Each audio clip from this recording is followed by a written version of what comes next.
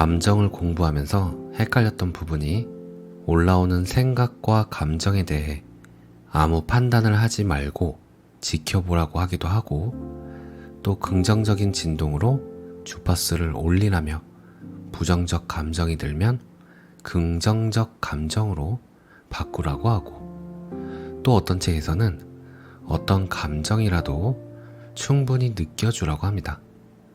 다 맞는 말인 것 같은데 적용하려고 하면 헷갈립니다.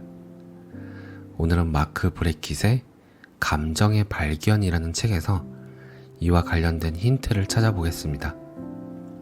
감정은 서로 다른 역할을 한다. 비판적 능력을 발휘해야 하는 상황에서는, 예를 들어 오타를 찾아내고 교정해야 할 때는 긍정적 감정보다 부정적 감정이 훨씬 유용하다. 비관주의는 일이 잘못될 가능성을 예측하고 실수를 방지하기 위한 적절한 조치를 더 쉽게 취하도록 해주며, 죄책감은 도덕적 나침반 역할을 수행한다. 불안은 관대한 이야기라면 쉽게 넘어갔을 일에도 주의를 기울이게 해 상황을 개선하도록 돕는다. 심지어 분노조차 강력한 동기로 작용한다. 체념과 달리 분노는 변화를 위한 행동을 북돋는다. 누군가 학대받는 장면을 목격하면 나서서 시정을 요구하는 식으로 말이다. 조금 전 입사 지원서 검토를 마무리했다고 생각해보자. 기분이 날아갈 듯 가볍고 아찔하도록 신날까? 물론 그럴 수도 있겠지만, 오탈자와 비문을 2번, 3번 거듭 다듬게 하는 동력은 기쁨이 아닌 건강한 두려움이다. 부정적 감정은 한 가지 일에 건설적으로 몰입하게 한다. 어려운 문제를 해결하도록 돕는 감정은 기쁨이 아닌 슬픔이다. 많은 아이디어가 샘솟는 것은 열정 덕분이다. 하지만 열정이 지나치면 의견 합의가 이루어지지 않는다. 당면한 문제를 논리적으로 살피는 데 필요한 에너지를 충분히 모을 수 없기 때문이다. 그 문제가 수학 문제든 인간관계 문제든 마찬가지이다. 감정을 현명하게 이용하는 방법을 배우려면 감정 과학자가 되는 수밖에 없다. 감정을 억누르거나 무시해서는 안 된다. 정확히 그 반대로 해야 한다. 인지하지도 못하는 감정에 더 이상 휘둘릴 필요가 없다. 감정 과학자가 되면 사랑하는 사람들과 아끼는 동료들이 감정을 잘 관리하도록 도울 수 있다. 이 목표를 이루기 위한 첫 단계는 감정이 무엇을 말하는지 파악하는 것이다. 가장 기본적인 부분이다. 예를 들어, 불안은 중요한 뭔가가 우리 통제를 벗어났다는 신호이다. 두려움이나 걱정은 위험을 회피하게 한다. 어리석은 모험을 막는다는 점에서 긍정적인 작용을 하는 셈이다.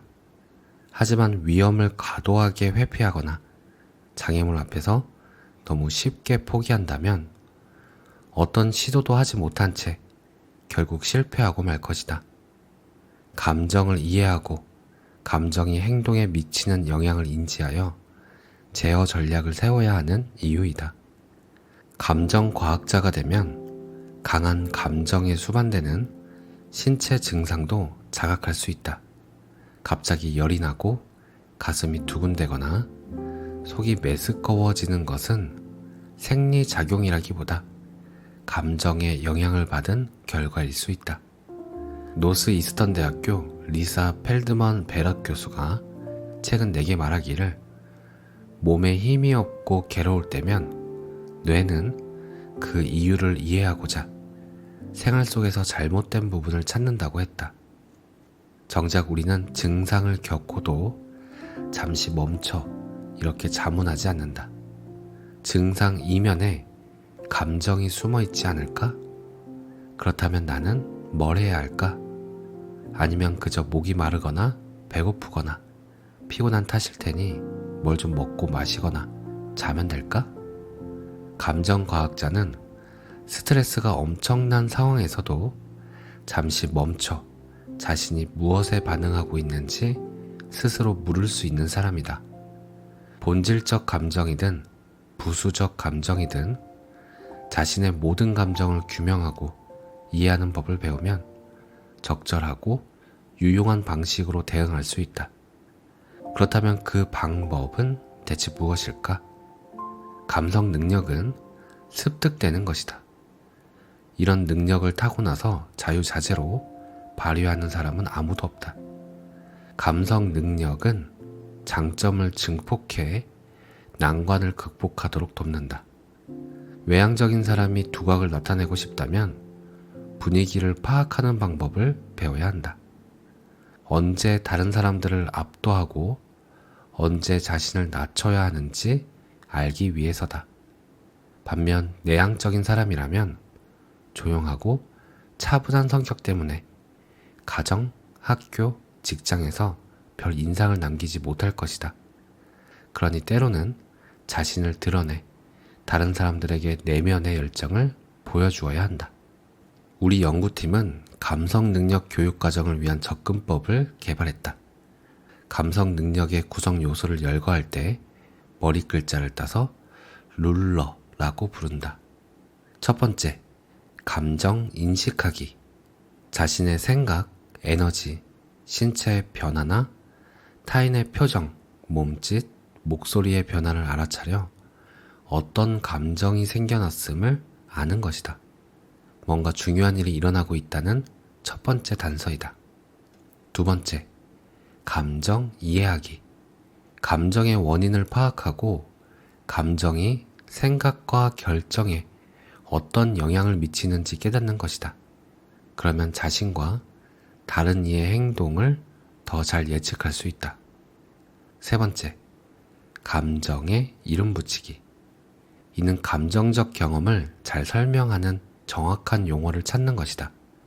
감정 어휘를 능숙하게 사용하는 사람들은 기쁨, 행복, 희열, 신남, 황홀감의 차이를 구분할 수 있다. 감정에 정확한 이름을 붙이면 자아 인식 능력이 높아지고 사회적 의사소통을 할 때 오해를 줄일 수 있으며 감정을 효과적으로 전달할 수 있다. 네 번째, 감정 표현하기. 현재 상황, 함께 있는 사람들, 전체적인 맥락에 맞춰 감정을 표현해야 할 적절한 시기와 방법을 아는 것이다. 이 방면에 뛰어난 사람들은 감정 표현의 불문율, 일명 표현 규칙을 잘 이해하고 있으며 자신의 감정을 표현하는 최적의 방법을 찾고 그에 따라 행동을 고칠 수 있다. 다섯 번째, 감정 조절하기. 이는 개인적, 직업적 목표를 달성하기 위해 감정 반응을 관찰하고 통제하여 바람직한 방식으로 수정하는 것이다. 불편한 감정을 무시하라는 뜻이 아니다. 감정을 받아들이고 다루는 법을 배워야 한다는 뜻이다. 이런 능력을 갖춘 사람들은 자신의 감정을 잘 관리하며 타인도 그렇게 할 수 있도록 돕는다. 이 5가지 요소 가운데 인식하기, 이해하기, 이름 붙이기는 자신과 타인의 감정을 정확히 규명하고 해석할 수 있게 해준다. 나머지 2가지, 표현하기와 조절하기는 우리가 원하는 궁극적인 목표를 달성하기 위해 감정을 어떻게 관리해야 하는지를 알려준다. 오늘 내용은 여기까지입니다. 책 후반부에서는 이 5가지 요소를 하나씩 구체적으로 다루는데요. 저는 감정 표현하기가 서툴러서 이 부분을 좀 더 자세히 읽어보고 소개해드리도록 할게요. 감사합니다. 사랑합니다.